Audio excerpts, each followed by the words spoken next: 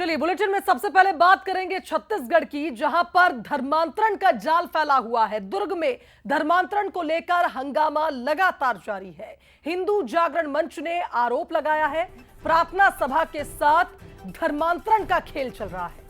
साथ ही आपको बता दें कि पुलिस मौके पर पहुंची, दोनों पक्षों को शांत करवाने का प्रयास भी किया गया, जहां हिंदू जागरण मंच ने चेतावनी भी दी है।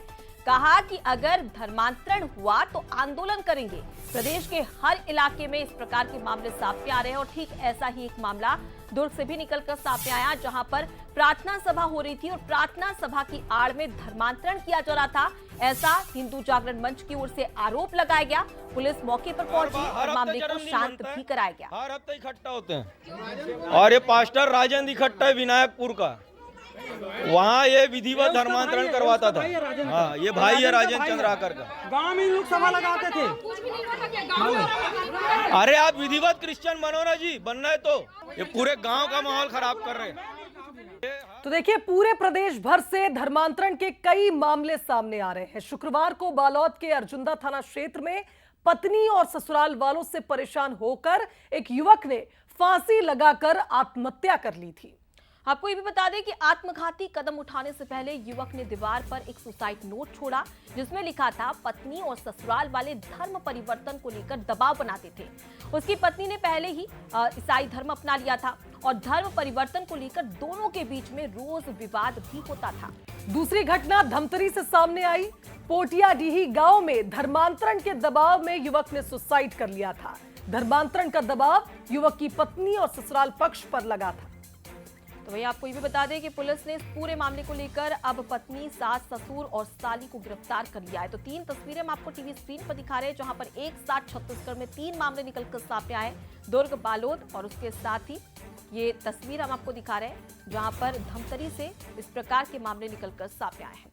देखिए, इस पूरे घटनाक्रम को लेकर कई बड़े सवाल खड़े होते हैं। सबसे बड़ा और पहला सवाल तो ये है कि धर्मांतरण पर शिकंजा कब कसा जाएगा।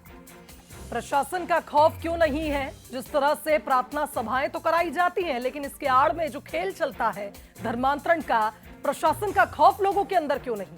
और तीसरा सवाल ये खड़ा होता है कि धर्मांतरण रोकने में आखिर नाकाम क्यों है, क्योंकि लगातार शिकायतें आ रही है और पहली बार तो ऐसा देखने को नहीं मिल रहा है। छत्तीसगढ़ में प्रार्थना सभा के दौरान कई बार धर्मांतरण के मामले निकलकर सामने आए, लेकिन इस पर शिकंजा कसने के लिए आखिर प्रशासन नाकाम नजर क्यों आ रहा है। चलिए संवाददाता रॉबिन का रुख कर लेते हैं, हमारे साथ इस खबर पर जुड़ रहे हैं। रॉबिन, धर्मांतरण का खेल छत्तीसगढ़ में पहली बार नहीं हो रहा है, कई घटनाएं पहले भी आ चुकी हैं, लेकिन सवाल यही है कि आखिर कब तक चलेगा ये खेल? क्यों प्रशासन का खौफ लोगों के अंदर इतना खत्म होता जा रहा है कि प्रार्थना सभाएं होती हैं और उसमें लोगों को दबाव बनाकर धर्म परिवर्तित कराया जाता है?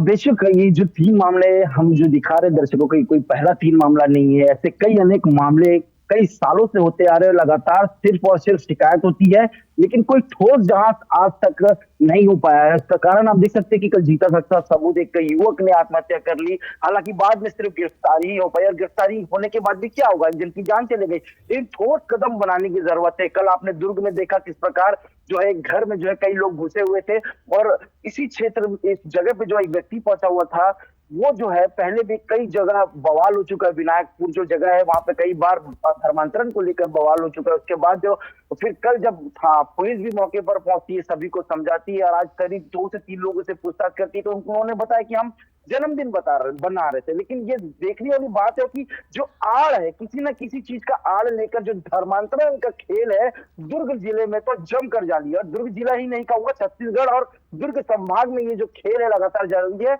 अब बात अक्सर जो आवाज उठता था कि कांग्रेस की सरकार में ये हो रहा है, लेकिन ये बात सिर्फ सरकार की नहीं है। सरकार बदल चुकी है और भाजपा सरकार में भी अब यही देखने को मिल रहा है। कोई ठोस कदम जब तक कोई एक्शन नहीं लिए जाएंगे, तब तक ये जो बिल्कुल रॉबिन, तो ये कहा जा सकता है कि सरकार किसी की भी हो, लेकिन धर्मांतरण का खेल लगातार छत्तीसगढ़ में फल फूल रहा है, जिस पर शिकंजा कसने के लिए एक बड़ी कोशिश, एक बड़ा प्रयास और एक्शन भी लेना पड़ेगा। फिलहाल के लिए बहुत शुक्रिया आपका तमाम जानकारी हम तक पहुंचाने के लिए।